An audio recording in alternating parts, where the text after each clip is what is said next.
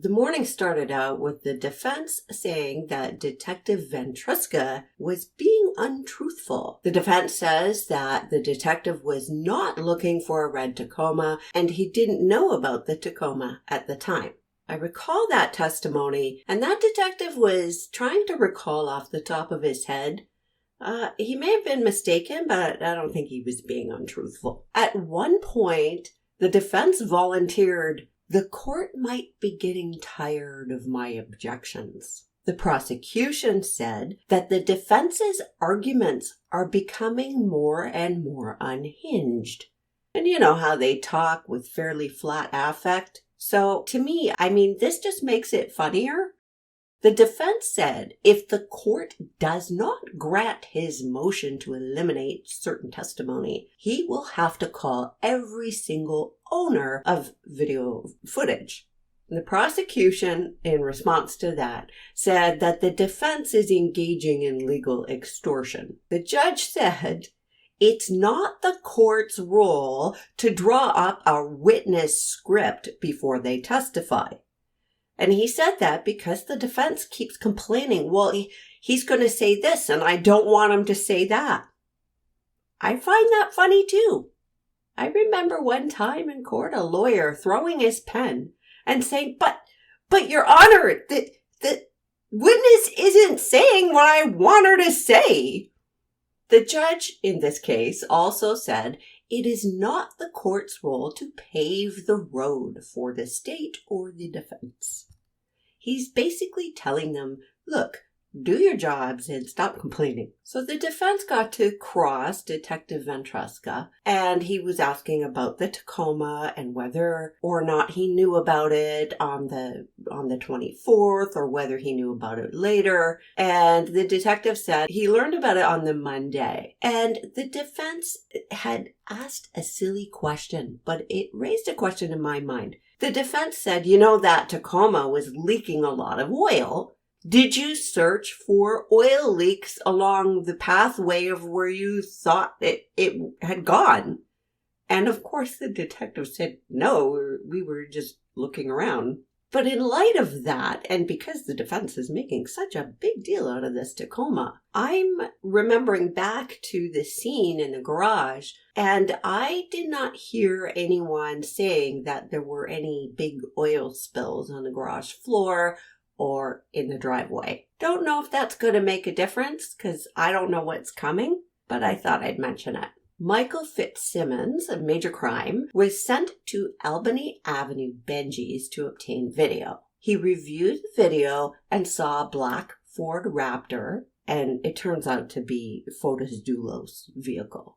And he was trying to explain what he saw in the video, and the video is going to be shown in court. I'll show you in a second. And the defense was objecting to the detective describing the video. This is what Fitzsimmons saw. A black Ford Raptor, and the defense was objecting. Next, we heard from Josh Quint, State Police criminal analyst. He talked about cameras and looking for Fotis' vehicle. I'm sorry, what intersection is this? Albany and Blue Hills. This is Albany here.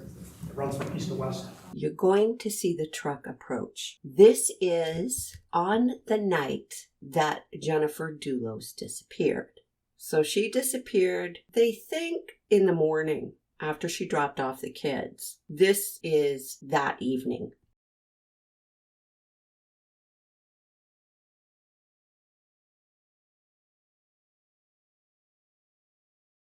They're able to follow it. The path that vehicle took goes up and down this stretch of road. It doesn't stop for somebody to jump out and run errands. No dry cleaning being picked up, nothing like that. The prosecution wanted to talk to the witness about other video evidence, but the defense objected. We're going to continue to look at the truck and its path and what it did. This gets more interesting. And what road is this vehicle turning down? This is Milford Street.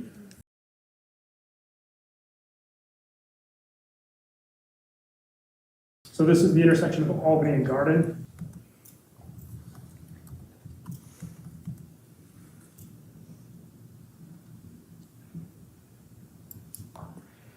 Now, sir, I'm going to ask you the same question with respect to the map. This is Albany and Garden. Yes, Is that depicted on the map on States 34? it is. Albany and Garden is the intersection here. This, you're talking about this one? Yes, please. This would be Garden Street. This is Albany Avenue. Okay.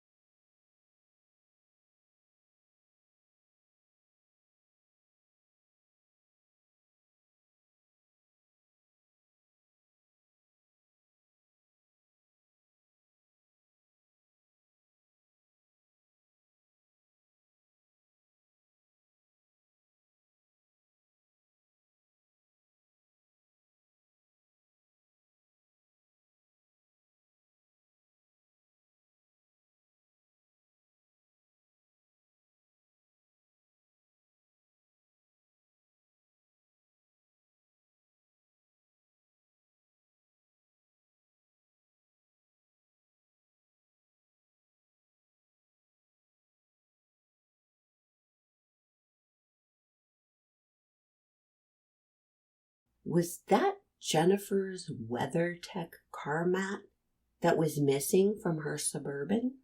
So this is another fixed camera at Albany and Garden, and it covers the eastbound direction and northbound direction. This is Albany Ave, this is Garden Street. Okay.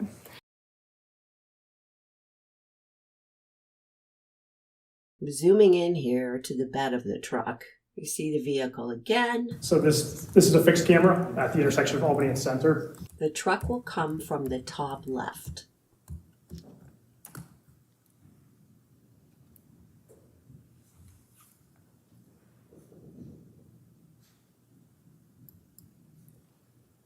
Is the area of that intersection depicted on this screen? Yeah, it's going to be over here.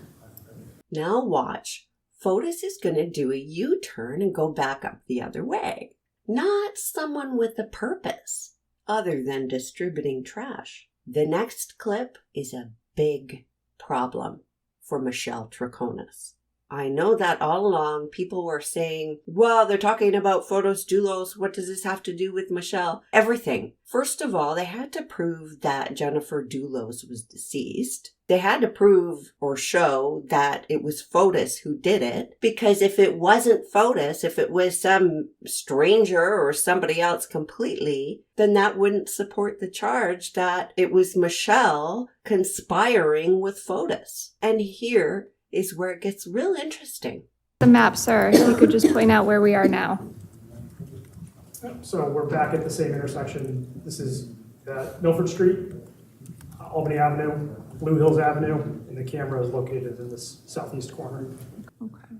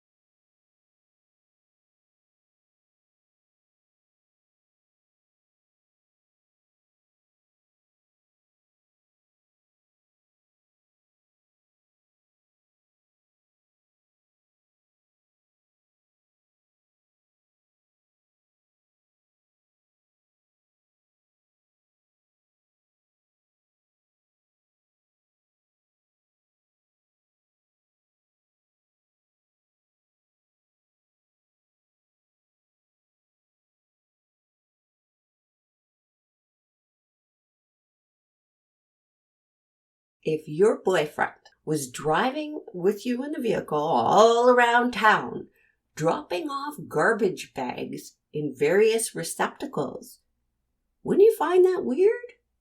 Wouldn't you ask questions? If that activity was being done on the same night as his ex-wife disappeared, wouldn't you find that suspicious?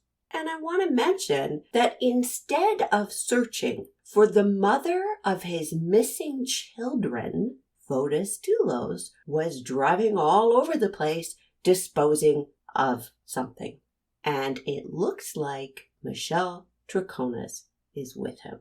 And it looks like she put something down the sewer grate. Now, why would you do that? Why would you do that when there's a garbage can right there?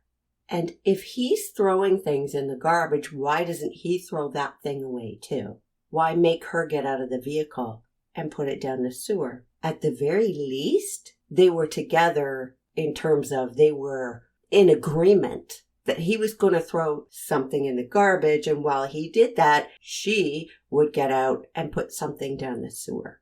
Now, why would you do that? Now, remember, Fotis Dulos threw bags into this garbage receptacle.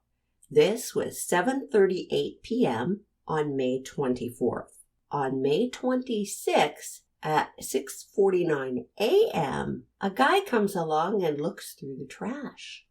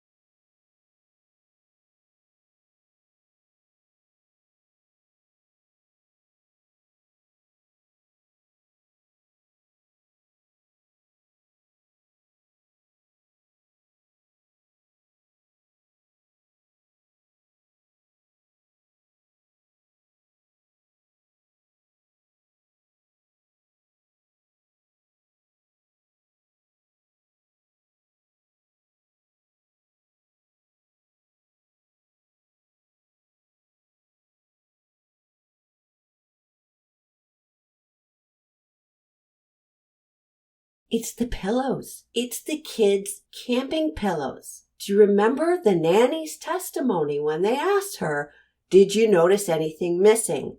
The cleaning bucket was missing. The paper towels were missing. The other thing that was missing were the children's camping pillows that are normally in the garage. And she had just cleaned and organized that garage, so she knew they were there. And those camping pillows were white. This is Brett Atmore of Major Crime. Atmore obtained video on May 30th, and by this time, some of the garbage had been picked up. In the afternoon, we heard from Sergeant Boughton. Turns out Michelle had brown hair at the time of the crime. So if anybody doubted when we saw that other footage of the female getting out of the truck, if anyone doubted because she has dark hair, well, she had dark hair at the time of the crime. The defense objected to the sergeant saying that the video shows Dulos carrying what looks like a floor mat. The defense says that the sergeant is giving a lay opinion and can't say it's a mat. Pretty much every question that was asked of this sergeant, the defense objected to. It was very difficult to get an answer or to ask a question. They did manage to get out that the object discarded in the sewer was white with blue and red or orange when the police zoomed in on it with their cameras. So when the police saw this, Atmore had a pump truck sent out to where that sewer grate is, that storm drain. Police divers responded as well in case they needed to go down there. They emptied the pump truck first to make sure there was no cross-contamination. Dogs were deployed to Albany and Milford because they had, on video, they had seen Dulos driving from those areas. I want to point out, these were SAR dogs. These are search and rescue dogs. This is what Watson is training for. What those dogs are trained to do and trained to look for is different from a cadaver dog. So I don't know what happened with that yet, but a SAR dog is not looking for a cadaver scent. Anyway, they brought this pump truck in. They're pumping out the sewer and they hear this clink sound. And so they stop it. They look to see what that was. And there's this like a FedEx envelope stuck in the pump. So they retrieve it. Here's a picture of it. They opened it. Inside were 2 license plates. So they ran the plates, but they came back to nothing. No such plates exist. Weird, huh? Well, then one of the officers looked and said, then something's wrong with these plates. The numbers and the letters are odd. Usually it starts with 3 numbers and ends with 3 letters, but there's a letter in the middle of these numbers. And so they looked more closely at it and discovered that plates had been altered. Somebody had taken like a blue tape and made a 1 look like a T and made something else look like a W. They altered the plates. So why do you alter plates if whatever you're doing is innocent? You don't. Once they figured out that the plates were altered, they were able to figure out what the original plate numbers were. They ran those plates and what do you know? Guess who they came back to? They were canceled plates on a 2007 Suburban registered to Fotis Dulos. That is what Michelle Troconis shoved into the storm drain. On cross-examination, the defense brought out that the plates had been canceled by Fotis Dulos years ago. But so what? He still had them. They were still altered, and she's still shoving them down the storm sewer. And the Suburban for which they were registered has not been registered to Fotis for years. That might help if people are confused because he also owned a Suburban in 2019. But it's a little bit of it could be a little bit of a red herring because he still altered the plates for some reason. He still disposed of those plates, Michelle disposed of the plates, in a very weird manner. And let's just say, for the sake of argument, that she didn't know what was in the envelope. They're driving all over the place, and he's disposing of trash bags, and he tells her to shove something down the sewer on the night that his ex-wife disappears. Come on. The evidence so far, in my opinion, does not prove conspiracy to commit the homicide, but it certainly proves other things. She is assisting in a cover-up at the very least. And I don't know how she could not realize that. The conspiracy, like a plan to do it, a plan in advance, is another thing. But the other thing that the altered plates tells me is that Fotis planned this, that it wasn't a matter of he went over there and they got in an argument and something happened. He planned this. On cross-examination, the defense comes out and says, well, Troconis did admit that it was her in the vehicle and it was Fotis. Yet the defense had been objecting like crazy about the detective even saying it was a female that got out of the vehicle. He objected to the detective saying that she exited the vehicle because he's saying, well, good. But she didn't exit the vehicle. But now he's saying, yeah, Troconis admits it was her, and yeah, that was Fotis. The defense went down this line like, well, Fotis got out of the truck repeatedly, so maybe 3 times. But Michelle got out only once. So what? She doesn't have to be the one throwing out each of the garbage bags. She's with him. She's assisting him. She's an accessory. And she did, in fact, shove something down the sewer. And then the defense says, well, there are more cameras than disposal sites. He didn't dispose of something at every single camera site, did he? And that mat that the defense is arguing you can't say it was a mat, somebody took that away before it could be recovered. And the defense continued on cross, asking questions in a way to suggest that that mat could have been anything. It could have been rolled up carpet. It could have been anything.